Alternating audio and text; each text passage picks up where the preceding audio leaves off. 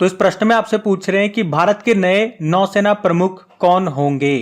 तो प्रश्न का तो उत्तर हो जाएगा दिनेश कुमार त्रिपाठी। एक्चुअली में अभी वर्तमान में हमारे जो नेवल चीफ है, जो नौसेना प्रमुख हैं, आप सभी जानते हैं उनका नाम आर हरि कुमार है, पर अभी वो 30 अप्रैल 2024 को रिटायर हो रहे हैं और अब उनका स्थान कौन लेंगे? Vice admiral Dinesh Kumar Tripathi.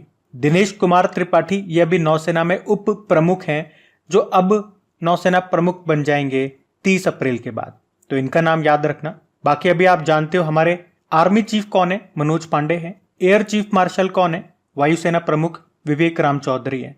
अगर मैं पूछूं नौसेना दिवस कब मनाया जाता है? 4 दिसंबर को, और वायुसेना दिवस एयरफोर्स डे 8 अक्टूबर को, और थल सेना दिवस आर्मी डे 15 जनवरी को। तो इस प्रश्न में आपसे पूछ रहे अभी हाल ही में राष्ट्रीय सुरक्षा गार्ड, नेशनल सिक्योरिटी गार्ड के नए प्रमुख कौन बने हैं? तो आंसर होगा नलिन प्रभात। तो आईपीएस अधिकारी है नलिन प्रभात और इनको अभी देश के आतंकवादी विरोधी और अपहरण रोधी बल यानी कि नेशनल सिक्योरिटी गार्ड का डायरेक्टर जनरल बनाया गया है। और अगर आपसे पूछूं कि इन्होंने किनका स्थान लिया, तो इन्होंने दलजीत सिंह चौधरी का स्थान लिया है। एक्चुअली में जो सशस्त्र सीमा बल के डायरेक्टर जनरल है वो दलजीत सिंह चौधरी है, लेकिन उनके पास अतिरिक्त प्रभार यानी कि एडिशनल चार्ज भी था नेशनल सिक्योरिटी गार्ड का। लेकिन अब नेशनल सिक्योरिटी गार्ड के नए डायरेक्टर जनरल का नाम आपको याद रखना है, नलिन प्रभात इनका नाम है। नेशनल सिक्योरिटी गार्ड, जिसको ब्लैक कैट कमांडो के नाम से भी जाना जाता है, इसकी स्थापना होती है 1984 में। फिर आपसे पूछ रहे अभी हाल ही में केंद्र सरकार ने LGBTQ+ समुदाय पर किसकी अध्यक्षता में समिति का गठन किया है? तो आंसर होगा राजीव गौबा। अब राजीव गौबा तो नाम आपने सुना होगा, आपको पता है कौन है ये? अच्छा, इस क्वेश्चन की बात करते हैं उससे पहले थोड़ा सा आपको फ्लैशबैक में पीछे की तरफ ले चलता हूं। तो सुप्रीम कोर्ट में 2023 में एक केस आया था, सुप्रियो चक्रवर्ती बनाम भारत सरकार मामला 2023। ये मैं आपको फोटो भी दिखा रहा हूं, आप देख सकते हो। सुप्रियो चक्रवर्ती और उनके पुरुष साथी थे। तो इन्होंने ही सुप्रीम कोर्ट में विशेष विवाह अधिनियम 1954 को चुनौती दी थी कि यह कानून समलैंगिक विवाह को अनुमति नहीं देता। मतलब अगर सीधी सी भाषा में आपको समझाऊं तो ये दोनों पुरुष विशेष विवाह अधिनियम के तहत शादी करना चाहते थे, लेकिन उनके विवाह प्रस्ताव को अस्वीकार कर दिया गया। अच्छा, ये विशेष विवाह अधिनियम 1954 क्या कहता है? ये कहता है कि भारत में अलग अलग धर्मों के लोग आपस में विवाह कर सकते हैं। ये विवाहों को कानूनी रूप से मान्यता प्राप्त है, पर समलैंगिक विवाह इसे अभी भी भारत में मंजूरी नहीं मिली है। ये बात आप सबको पता है, कई बार करंट अफेयर्स में मैं आपको बता चुका हूं। तो उसके बाद भारत सरकार ने सुप्रीम कोर्ट से कहा कि हम क्या करेंगे, एक समिति बनाएंगे जो समलैंगिक जोड़ों को कानूनी रूप से विवाह के रूप में मान्यता दिए बिना इसका कुछ समाधान निकालेंगी। तो बस अब ये भारत सरकार ने समिति उस समय बोला था और ये अभी बना दी है। किसकी अध्यक्षता में ये समिति बनाई या उस समिति का अध्यक्ष किसे बनाया गया? तो राजीव गौबा को। ये कौन है? हमारे कैबिनेट सेक्रेटरी हैं। ये 6 सदस्यीय समिति है। तो ये समिति LGBTQ+ समुदायों के कल्याण के लिए काम करेगी। अच्छा, LGBTQ की हम बात कर रहे हैं, इसका मतलब तो आपको समझ में आता है ना? जैसे कि L मतलब लेस्बियन हो गया, जिसमें लड़कियां आपस में शादी करती हैं या लड़कियों का अट्रैक्शन लड़कियों की तरफ रहता है। गे मतलब लड़कों का आकर्षण लड़कों की तरफ होता है। बी मतलब बल, जो लड़कों की तरफ भी और लड़कियों की तरफ भी आकर्षित रहते हैं। टी मतलब ट्रांसजेंडर, जिन्हें आप किन्नर बोलते हो आम भाषा में। और क्यू मतलब होता है क्वेयर, जिन्हें समझ में नहीं आता कि मतलब वो किधर आकर्षित हो रहे हैं, मतलब कुछ समझ में नहीं आता उनको। और प्लस में इसके अलावा जो भी लोग बसते हैं वो सब इसके अंदर आ जाते हैं। तो अब प्रश्न में हमने क्या देखा कि केंद्र सरकार ने LGBTQ+ समुदाय पर किसकी अध्यक्षता में समिति गठित की है? तो आंसर होगा राजीव गौबा, याद रखना। अच्छा, फिर आपसे पूछ रहे हैं हाल ही में स्पेस इंडिया का ब्रांड एम्बेसडर किसे बनाया गया? तो आंसर होगा संजना सांघी को। संजना सांघी ये एक बॉलीवुड एक्ट्रेस है और अभी इन्हीं को स्पेस इंडिया का ब्रांड एम्बेसडर बनाया गया है। तो अब वे स्पेस इंडिया की ओर से लोगों को स्पेस एजुकेशन के लिए जागरूक करती नजर आएंगी। स्पेस इंडिया की बात करें तो इस संस्था की स्थापना हुई थी 2001 में। ये कंपनी स्कूल के बच्चों को स्पेस एजुकेशन के लिए प्रोत्साहित करने का कार्य करती है। फिर आपसे पूछ रहे हैं अभी हाल ही में विश्व विरासत दिवस, वर्ल्ड हेरिटेज डे कब मनाया गया? तो आंसर होगा 18 अप्रैल को। तो हर साल 18 अप्रैल को वर्ल्ड हेरिटेज डे के रूप में मनाया जाता है। ये दिन दुनिया भर में सांस्कृतिक विरासत स्थलों के बारे में जागरूकता बढ़ाने और उनके ऐतिहासिक महत्व को मान्यता देने के लिए मनाया जाता है। बात करें इस बार की थीम क्या है, विविधता की खोज करें और अनुभव करें, यानी कि डिस्कवर एंड एक्सपीरियंस डाइवर्सिटी। पहली बार इस दिवस को 1983 में मनाया गया था। फिर आपसे पूछ रहे हैं अभी हाल ही में विश्व लीवर दिवस कब मनाया गया, तो आंसर होगा 19 अप्रैल को।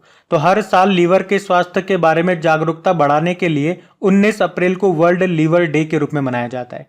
बात करें इस बार की थीम क्या है, अपने लीवर को स्वस्थ और रोग मुक्त रखें।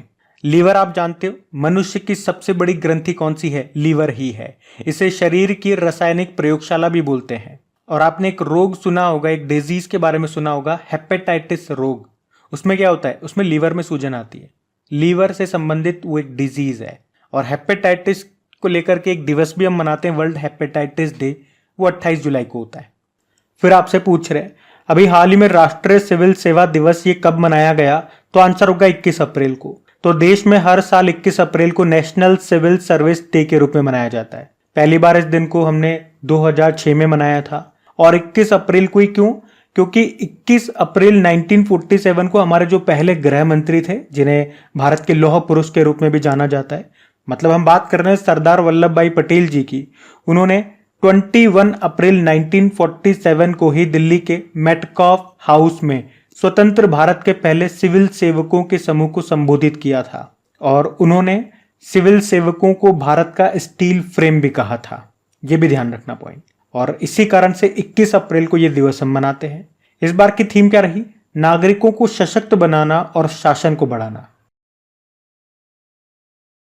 फिर आपसे पूछ रहे हैं अभी एशियन रेसलिंग चैंपियनशिप 2024 में भारत ने टोटल कितने मेडल जीते हैं, तो आंसर होगा 9।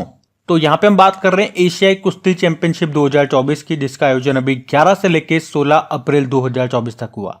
कहां पे, किर्गिस्तान के बिश्केक में, जिसमें भारत ने टोटल 9 मेडल जीते हैं, जिसमें से 4 सिल्वर हैं और 5 ब्रोंज हैं। गोल्ड नहीं है इसमें हमारे पास, लेकिन जो 4 सिल्वर हैं उनके नाम एक बार मैं आपको बता देता हूं।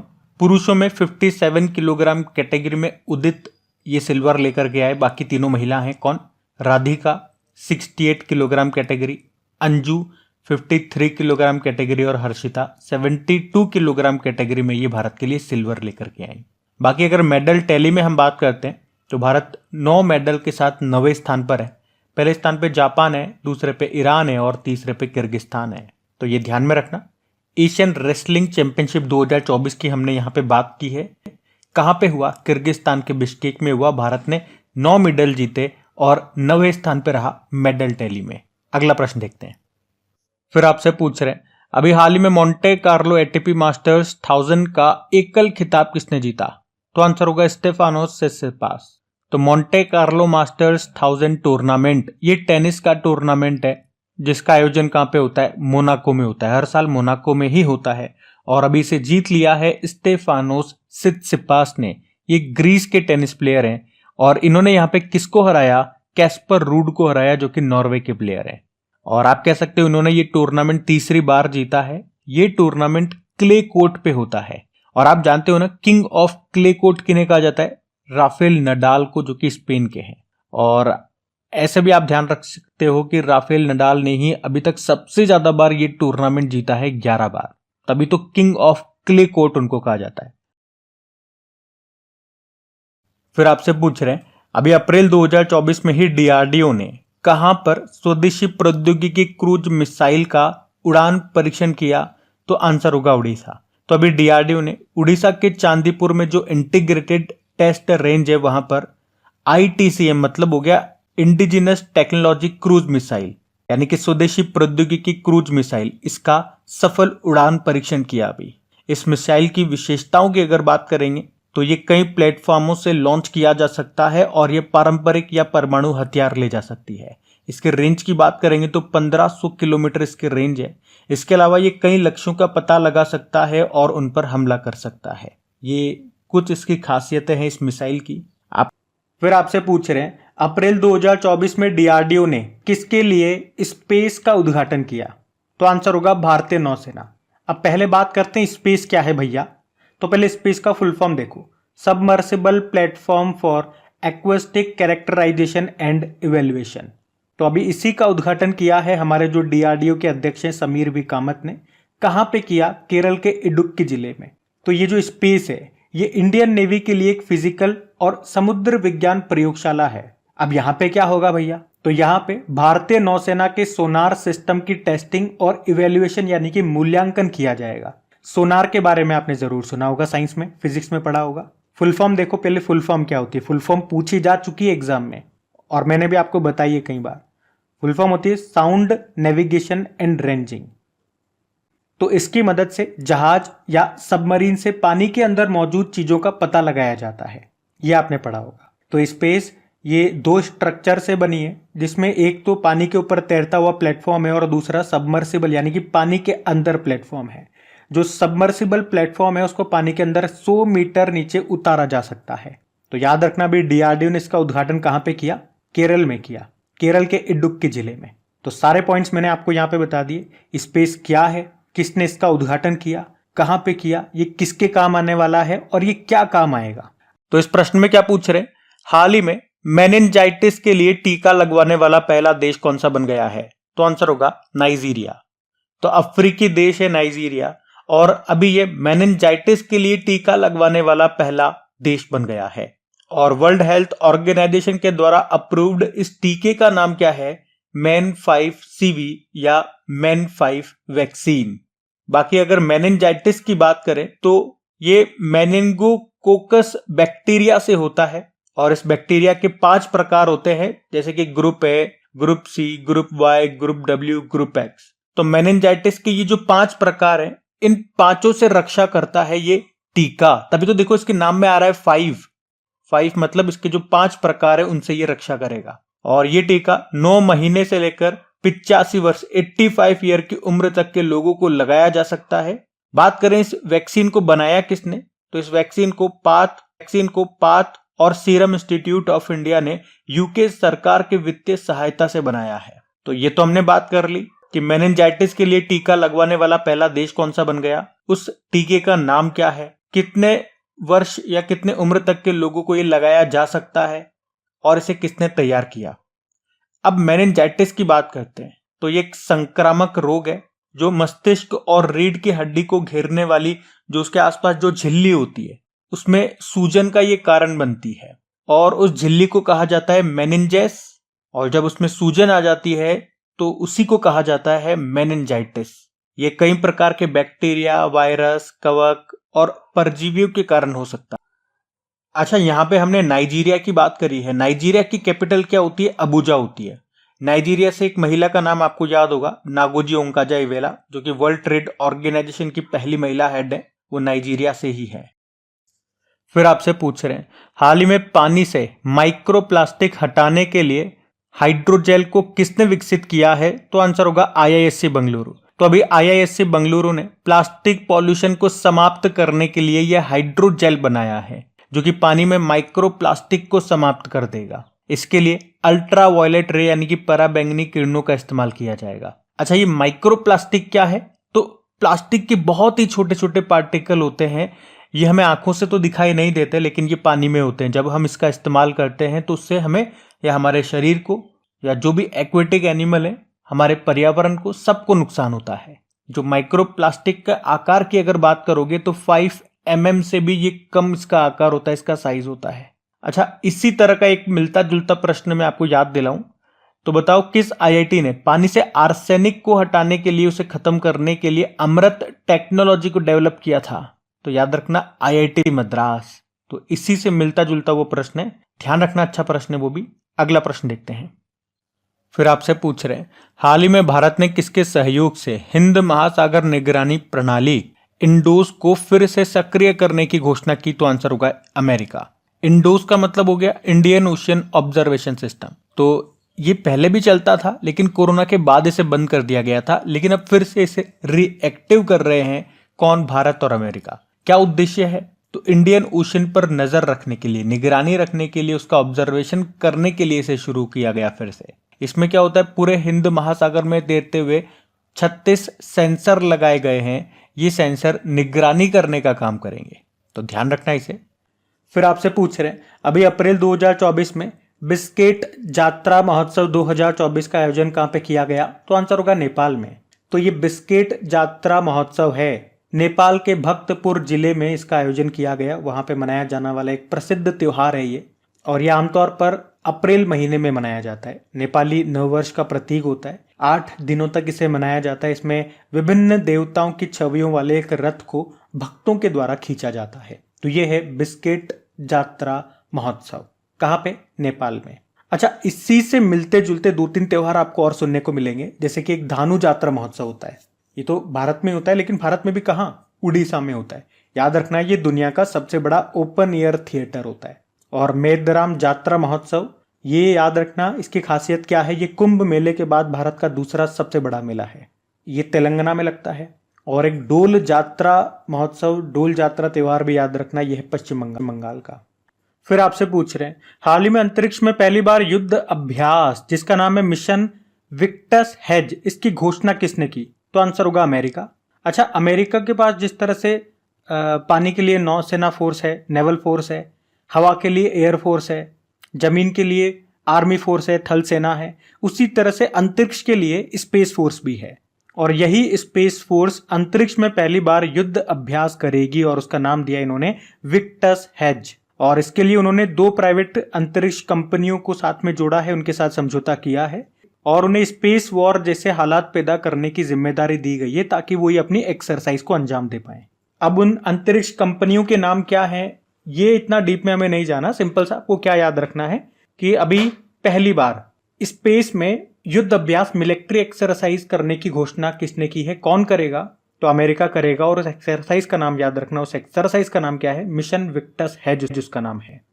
फिर आपसे पूछ रहे हैं, अभी अप्रैल 2024 में भारत के सबसे उम्रदराज वायुसेना पायलट का निधन हो गया। नाम बताओ। दलीप सिंह मजीठिया उनका नाम है। ये देश के सबसे उम्रदराज फाइटर पायलट और उद्यमी और स्क्वाड्रन लीडर रह चुके दलीप सिंह मजीठिया का अभी 103 वर्ष की उम्र में निधन हो गया। उन्होंने सेकेंड वर्ल्ड वॉर के दौरान आज के म्यांमार यानी कि उस समय के बर्मा में भारतीय वायुसेना की कमान संभाली थी। उन्होंने उत्तर प्रदेश के गोरखपुर में Madan Mohan Malviya university of technology खोलने के लिए अपनी 317 एकड़ जमीन दान में भी दी थी। उसके लिए भी ये जाने जाते हैं। नाम था दलीप सिंह मजीठिया। इनका भी निधन हो गया। फिर आपसे पूछ रहे हैं, अभी हाल ही में लॉन्च की गई पुस्तक जस्ट अ मर्सिनरी, इसको किसने लिखा है? डी सुब्बा राव ने। अब ये डी सुब्बा राव कौन है? आरबीआई के पूर्व गवर्नर रह चुके हैं ये डी सुब्बा राव, और अभी इन्होंने ये बुक लॉन्च की है जिसका नाम है जस्ट अ मर्सिनरी। इस बुक में इन्होंने अपने पेशेवर जीवन के बारे में बताया है, अपनी प्रोफेशनल लाइफ के बारे में बताया है। उन्होंने अपने जीवन में जो सबक सीखे हैं, और जब वो वर्किंग में थे, जब उन्होंने काम किया आरबीआई के गवर्नर के रूप में, तो भारत सरकार और आरबीआई के संबंध किस तरह के थे, इस तरह की सारी बातें उन्होंने बताई है अपने जीवन से संबंधित, अपने काम, अपने वर्क प्लेस से संबंधित। तो सिर्फ आपको बुक का नाम याद रखना है, उसके लेखक का नाम याद रखना है। फिर आपसे पूछ रहे हैं, अभी हाल ही में किसे हॉकी इंडिया ने असुंता लाकड़ा पुरस्कार से सम्मानित किया है? तो आंसर होगा दीपिका सोरेंग को। तो अभी हॉकी इंडिया ने, जो भारतीय महिला हॉकी टीम की खिलाड़ी हैं, ये दीपिका सोरेंग, इनको वर्ष के उभरते खिलाड़ी के लिए प्रतिष्ठित हॉकी इंडिया असुंता लाकड़ा पुरस्कार से सम्मानित किया। उन्हें वर्ष 2023 के दौरान उनके शानदार प्रदर्शन के लिए इस पुरस्कार से उन्हें सम्मानित किया गया है।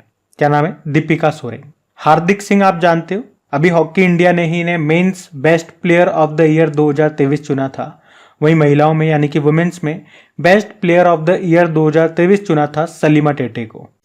फिर आपसे पूछ रहे हैं, 2023 में संपत्ति के आधार पर किस भारतीय बैंक को पहली बार S&P की टॉप 50 एशिया प्रशांत बैंकों में शामिल किया गया?